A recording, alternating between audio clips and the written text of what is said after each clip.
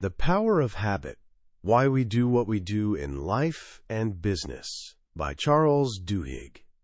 Picture a woman at 34, her life seemingly unraveling at the seams. Lisa Allen's file told a familiar story of struggle, smoking and drinking since 16, battling weight issues her whole life, drowning in $10,000 of debt. She'd never held a job for more than a year. But the woman who walked into that research lab, she was practically a different person. Lean and vibrant, with the toned legs of a marathon runner, she looked 10 years younger than her photo suggested. The debt? Gone. The drinking? Years behind her. And she was thriving in her third year at a graphic design firm. When the doctor asked about her last cigarette, Lisa smiled. Almost 4 years ago. I've also lost 60 pounds and run a marathon since then. Oh, and she'd started a master's degree and bought a house.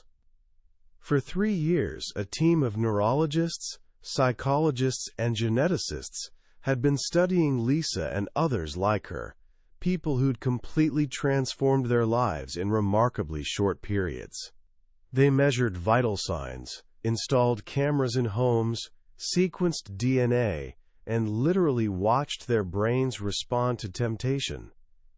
They were hunting for one answer: how? So they asked Lisa to tell her story one more time. What was the secret? Sure, she said, it started in Cairo.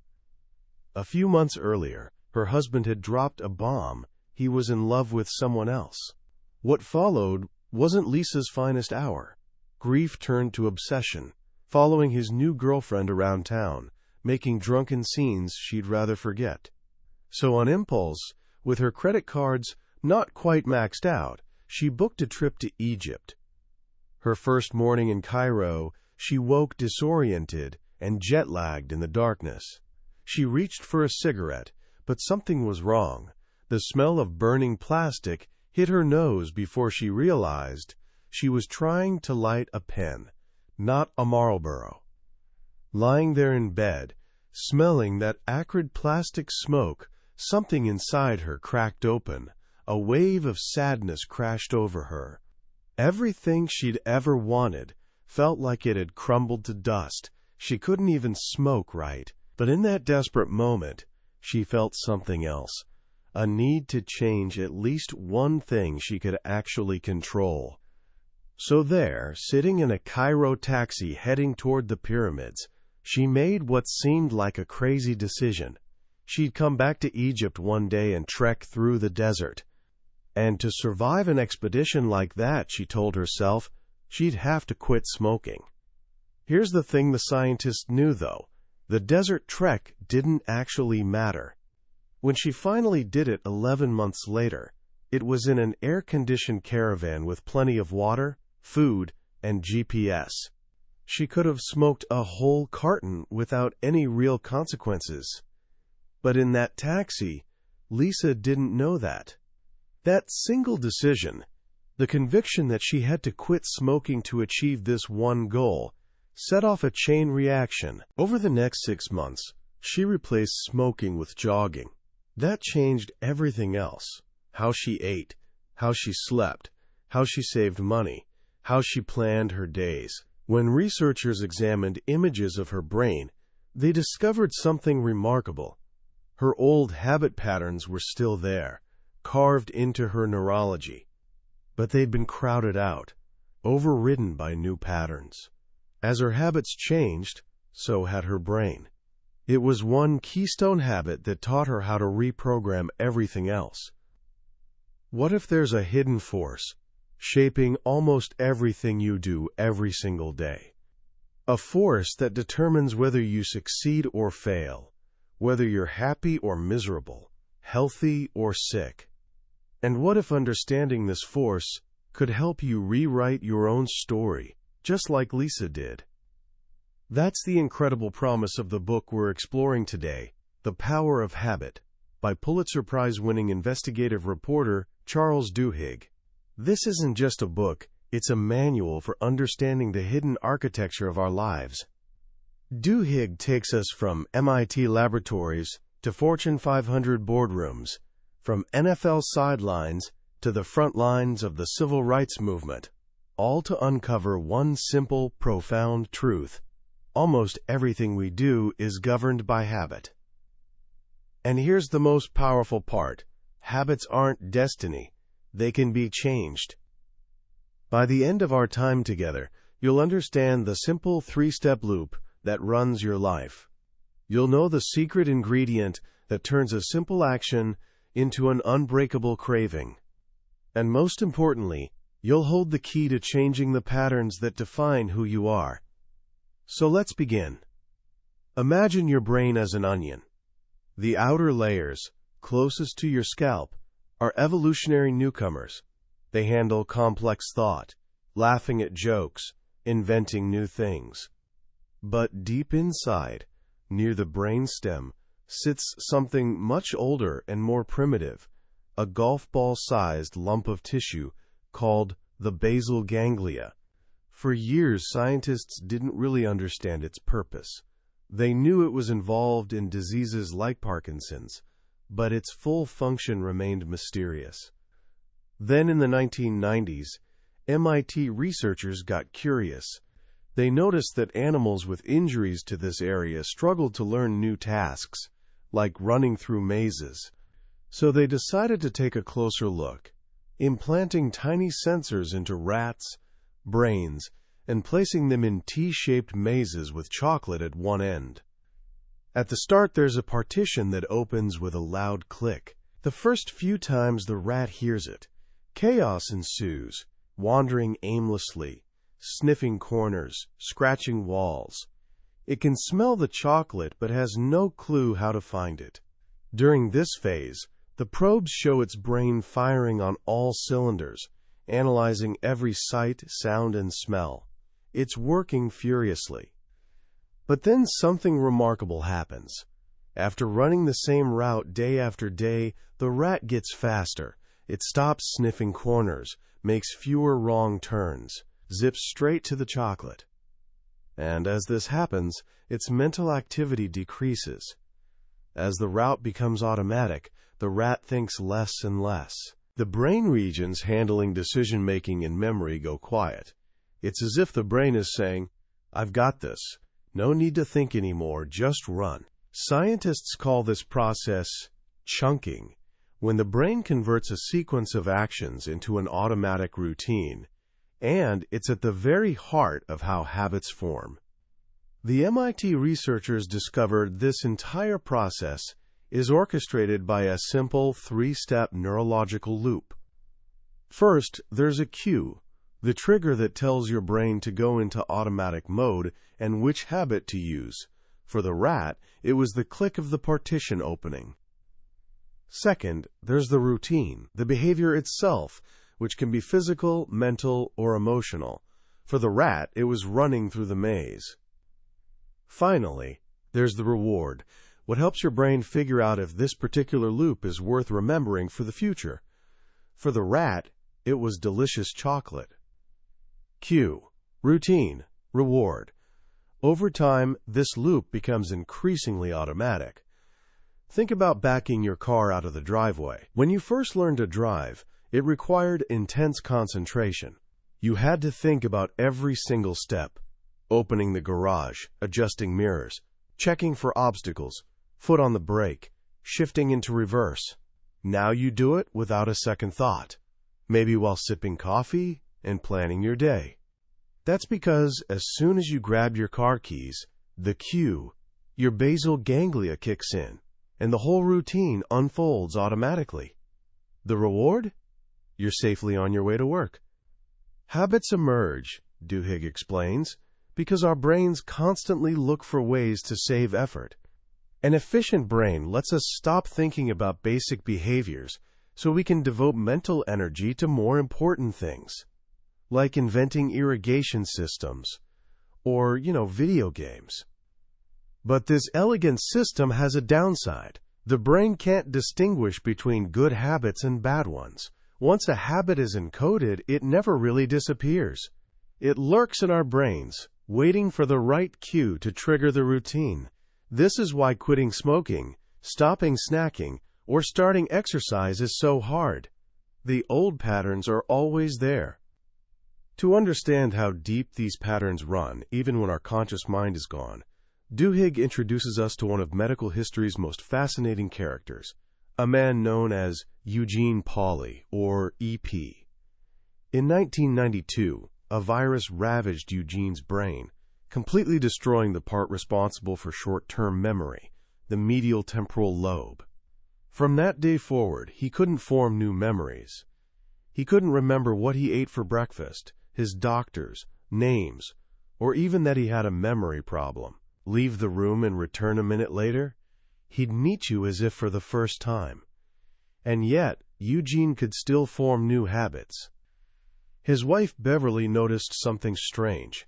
Every morning and afternoon, she'd take Eugene for a walk around the block, always the same route. One day, Eugene slipped out by himself.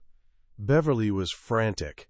He'd never find his way home. But 15 minutes later, there he was in the living room, watching TV, pockets full of pine cones from a neighbor's yard.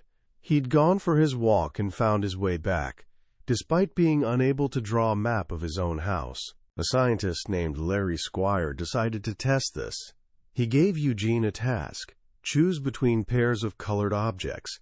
Under one object in each pair was a sticker saying, "Correct." Eugene had no memory of doing the test from day to day.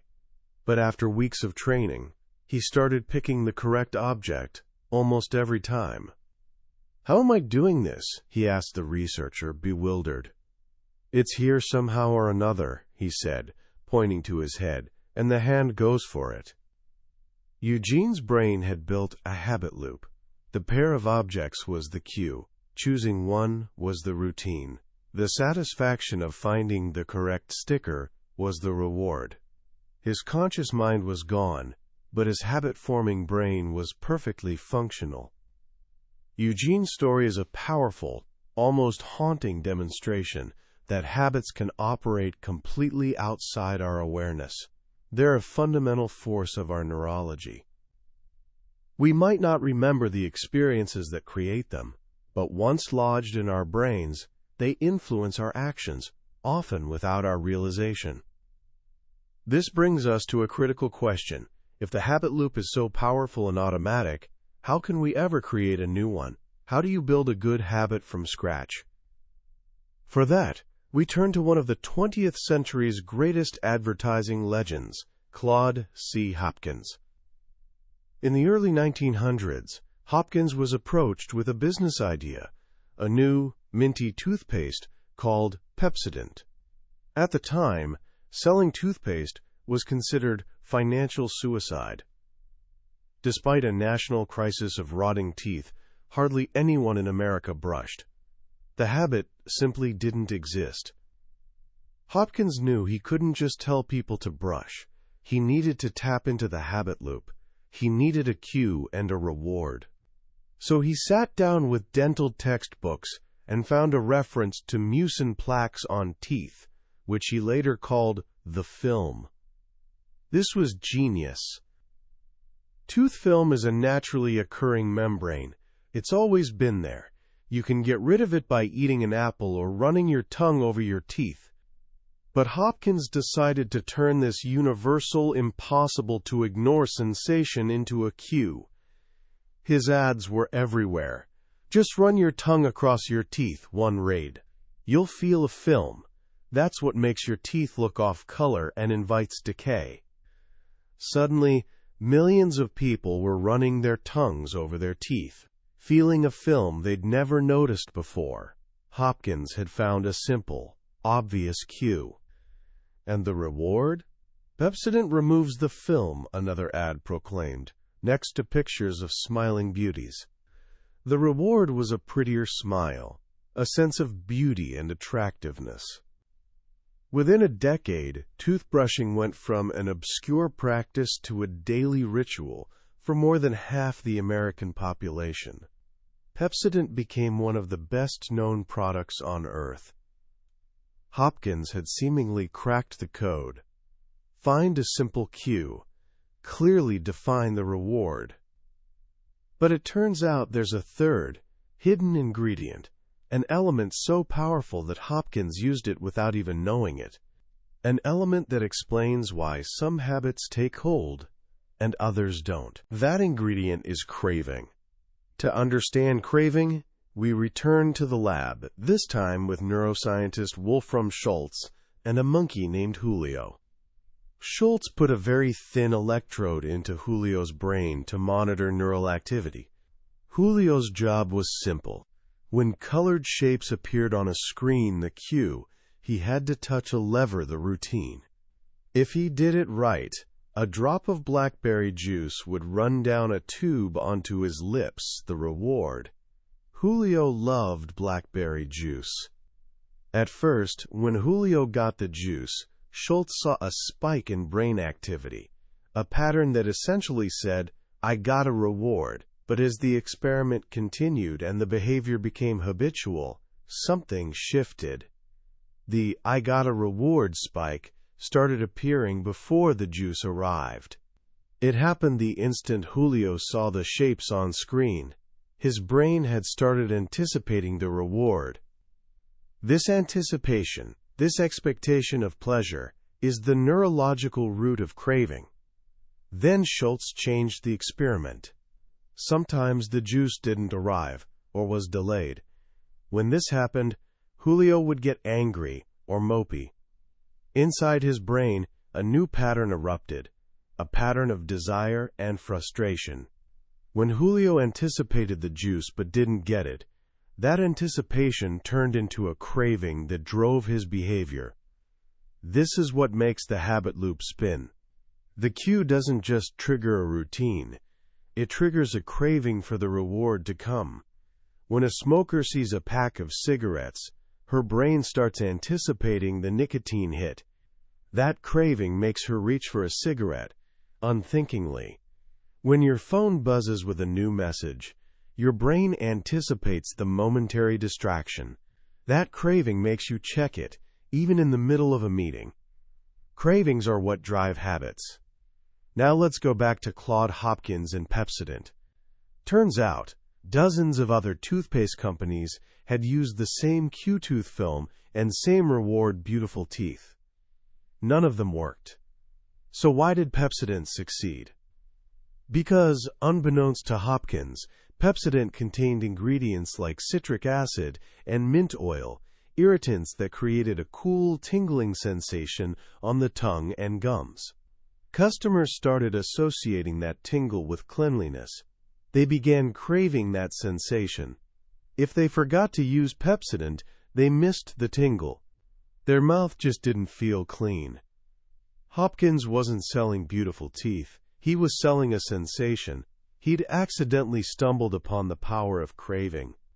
This same principle was later discovered, the hard way, by Procter & Gamble's marketing team when they launched a revolutionary new product in 1996, a spray that could remove bad smells from almost any fabric.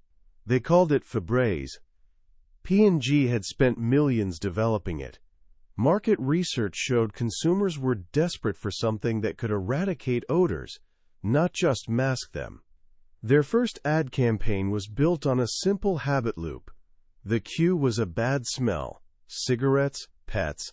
The routine was spraying Febreze, and the reward was getting rid of the odor. It was a complete and utter flop.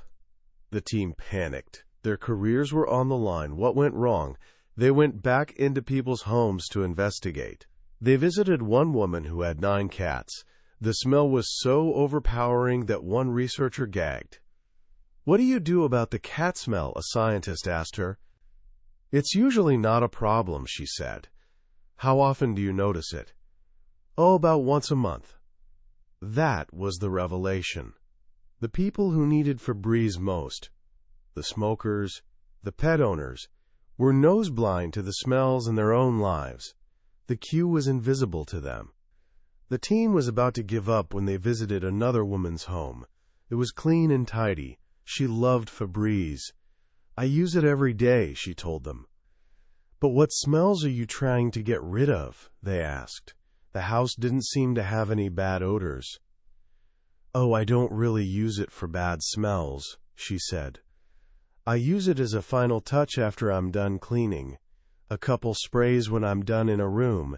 It's a nice way to make everything smell good." The researchers realized they'd been looking at it all wrong. No one craves scentlessness. But lots of people crave a nice smell after spending 30 minutes cleaning.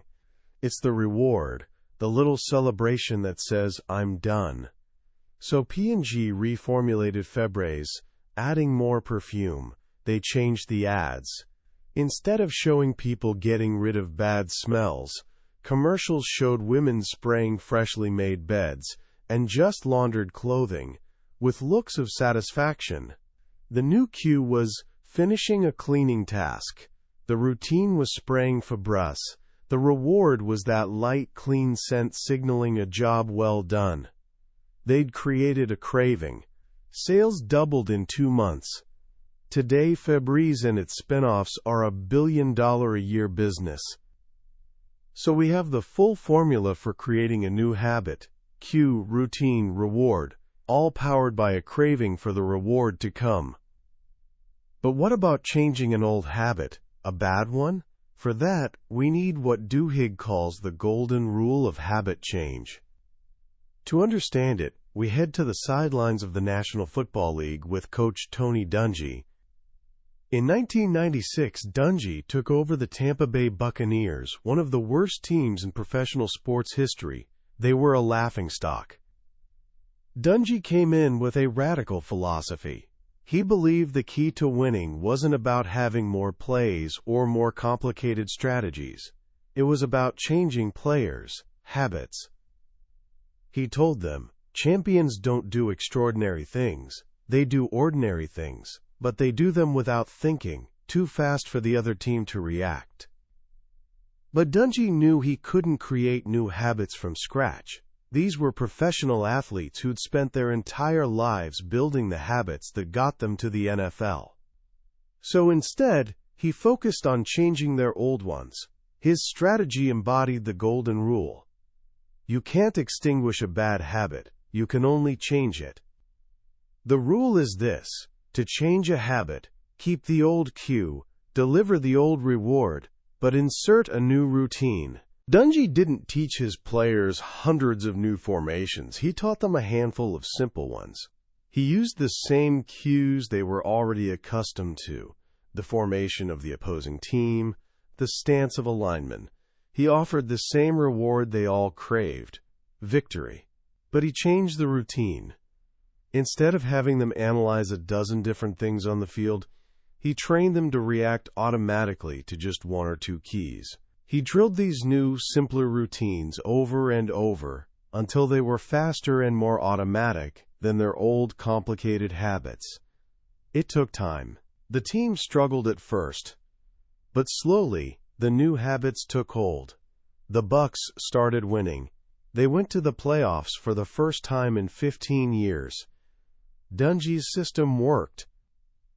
The golden rule is the foundation for almost every successful behavior change program. Take Alcoholics Anonymous. AA is essentially a giant machine for changing the habit loops of alcoholism. It works because it forces people to identify the cues and rewards that drive their drinking. The cue might be stress, anxiety, or loneliness. The reward might be escape, relaxation, or companionship. AA keeps the cue and the reward. It just inserts a new routine. When you feel that cue of stress, instead of having a drink, your new routine is calling your sponsor or going to a meeting. You still get the reward of relief and companionship. Same cue, same reward, new routine. Duhigg shows us this in action with Mandy, a chronic nail-biter. Her habit was so bad her fingertips were covered in scabs. A therapist helped her identify her habit loop. The cue was a feeling of tension in her fingers. The routine was biting her nails. The reward was a brief sense of physical stimulation she craved. To change the habit,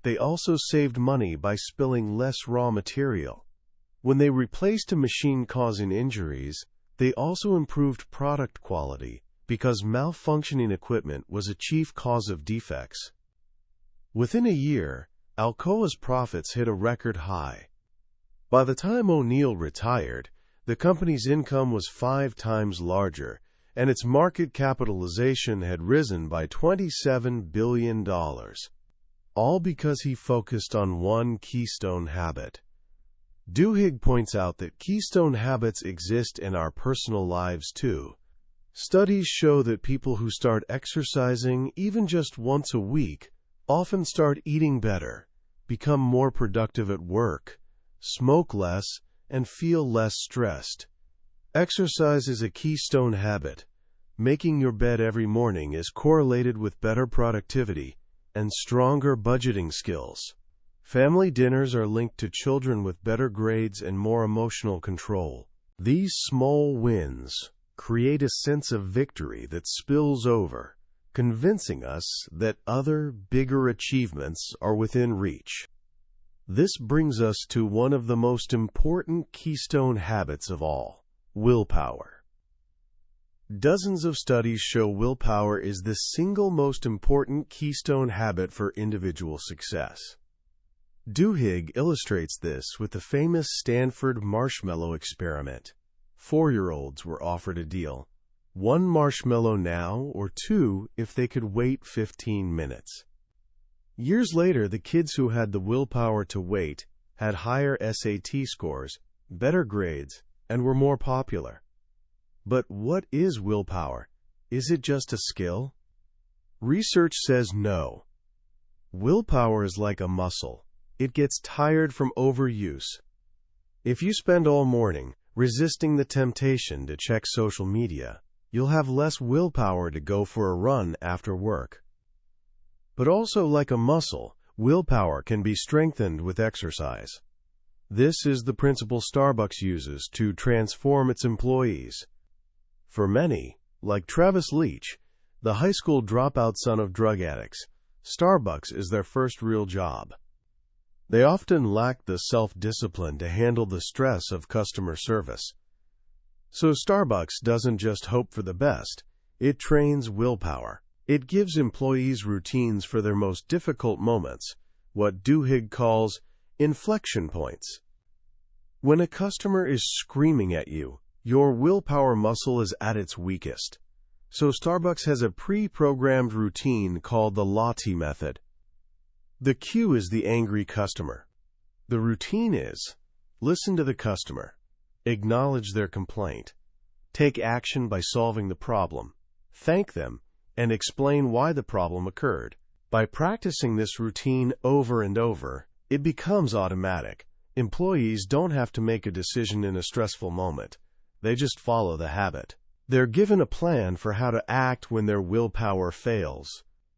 This is how willpower becomes a habit: by choosing a behavior ahead of time, and then following that routine when an inflection point arrives. Finally, Duhigg takes us from the habits of individuals and companies to the habits of entire societies. How do movements happen? He examines the Montgomery bus boycott. The movement didn't start just because Rosa Parks refused to give up her seat. Many others had been arrested before her. It started because of a 3-part process of social habits. First, it began with the strong ties of friendship. Rosa Parks was deeply respected and connected across many different social groups in Montgomery. She had what sociologists call strong ties, with dozens of circles that didn't usually interact. When she was arrested, her friends immediately mobilized. The natural habit of friendship, to help someone you care about, kicked in. Second, the movement grew because of the weak ties of community and peer pressure. As word of the one-day boycott spread through churches and community organizations, people who didn't even know Rosa Parks felt a sense of obligation to participate. Their friends of friends were joining in. It was a community effort. To be seen riding the bus that Monday would have been a social embarrassment. These weak ties are what transform a protest from a small group of friends into a citywide action. But even that wasn't enough to sustain a movement for over a year. That required the third step. The movement's leaders gave participants new habits that created a fresh sense of identity. Martin Luther King Jr. taught the protesters the habits of nonviolence. This was more than just a tactic. It was a new way of being. When faced with violence and hatred, their new routine was not to fight back, but to love their enemies, to meet hate with forgiveness. This gave them a new identity. They weren't just angry citizens anymore. They were participants in a great historical and moral struggle.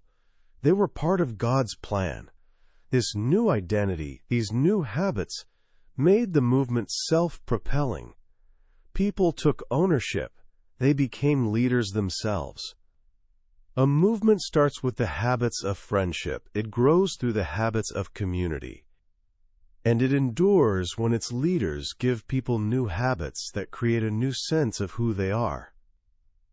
From the quiet workings of a single brain to the massive shifts that change societies, Duhigg shows us that habits are the water we swim in.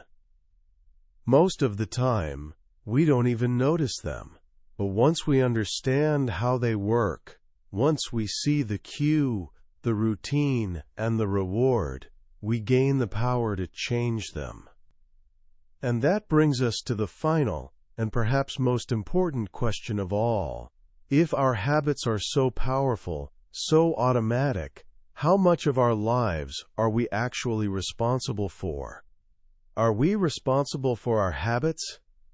For this, Duhigg tells the story of Angie Bachman, a homemaker who, out of boredom, started visiting a casino. It began as a fun diversion with strict rules. But over time, the habit took root. The cues, loneliness, anxiety, the death of her parents, triggered the routine of gambling, which provided the reward of escape and a feeling of control. Her brain, like the problem gamblers in scientific studies, started seeing near misses as wins, creating a powerful craving loop that kept her playing. Eventually, she lost her entire inheritance, nearly $1 million. The casino, Harrah's, had known she was a problem gambler. They had her data. They knew she'd declared bankruptcy before, but they continued to entice her with free flights, luxury suites, and lines of credit. When she couldn't pay her debts, they sued her. Her lawyer argued she wasn't responsible. She was acting out of a habit so powerful it had overridden her ability to choose. Around the same time in Wales, a man named Brian Thomas strangled his wife to death in his sleep. He had a lifelong history of sleep terrors. That night, he dreamt an intruder was attacking his wife, and his most primal habit, the fight-or-flight response, kicked in. When he woke up, he was holding his wife's body, horrified. The court set him free. He'd acted unconsciously, out of a habit he didn't even know could be violent. He was not responsible. So why was Brian Thomas, a murderer, set free, while Angie Bachman, a gambler, was held responsible for her debts? Duhigg suggests the answer lies in awareness. Thomas was not aware of the violent potential of his sleep habit, but Bachman at some point became aware of her gambling habit. She knew it was a problem. She tried to stop. She moved to a state where gambling wasn't legal. And this, Duhigg concludes, is the crux of it all. Once you understand that a habit exists, you have the responsibility to change it. A sleepwalking murderer might plausibly argue he was unaware, but for almost all the other patterns in our lives, how we eat, how we spend, how we treat others, we know they exist. And once you know, you have a choice. The power of habit isn't that it's a destiny we can't escape. The real power of habit is the insight that your habits are what you choose them to be. Once you understand the loop, you have the freedom and the responsibility to remake it. As we come to the end of our journey through the power of habit, I find myself thinking about that simple, powerful idea that so much of who we are is the sum of our daily, often unconscious routines. It's both humbling and incredibly empowering. Humbling, because it means many of the things we struggle with, the goals we fail to reach, aren't necessarily because of a lack of talent or ambition, but because of silent, invisible scripts running in the background of our lives. We're all a bit like Eugene Pauly, the man with no memory, following cues in our environment without even knowing why. But it's also incredibly empowering, because what Charles Duhigg gives us isn't a diagnosis without a cure. He gives us a framework. He hands us a wrench and shows us the gears. He tells us these scripts aren't written in stone. They can be edited, rewritten, and replaced. For anyone listening to this, especially if you're young and at the start of building the life you want, this is one of the most important lessons you can ever learn. The habits you build today, the way you study, manage your time, treat people, think about yourself, will form the bedrock of your future. You are, right now, in the process of programming the automatic behaviors that will carry you through life. The most profound lesson for me in this book is the golden rule of habit change, the idea that you don't fight a bad habit, you replace it. This is a shift in perspective that changes everything. It reframes the struggle from a battle of brute force willpower, which we now know is a finite muscle that gets tired, to a more intelligent process of diagnosis and redesign. It's not about saying no 1,000 times. It's about building a better yes. So what can you do with this today, right now? First, pick one habit, just one. It doesn't have to be your biggest, most life-altering habit. It could be something small, like checking your phone the moment you wake up, or snacking when you're bored while studying. Second, for the next week, just be a scientist. Don't try to change anything. Just observe. When the urge for that habit hits, take out a piece of paper and write down the answers to Duhigg's 5 questions. Where are you? What time is it? What's your emotional state? Who else is around? What action immediately preceded the urge? This is how you'll find your cue. Third, experiment with the reward. When the urge hits, instead of doing your usual routine, try something else.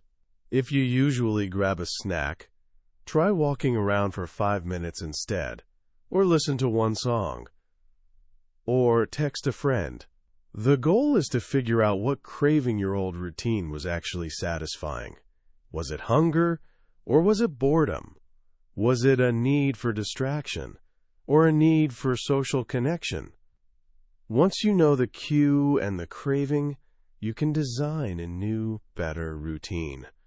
This book is a reminder that we are the authors of our own lives, and the language we write in is the language of habit. By learning that language, we can move from being passive characters in a story someone else has written for us to being the active, conscious creators of the life we want to live. That is the true power of habit. That was a summary of The Power of Habit by Charles Duhigg. We've certainly hit the big ideas today, but I have to be honest with you. A summary is like looking at a map of a beautiful country. The map is useful, it shows you where to go, but it can never replace the experience of actually walking the trails, breathing the air, and seeing the sights for yourself. The real magic of this book happens when you read it.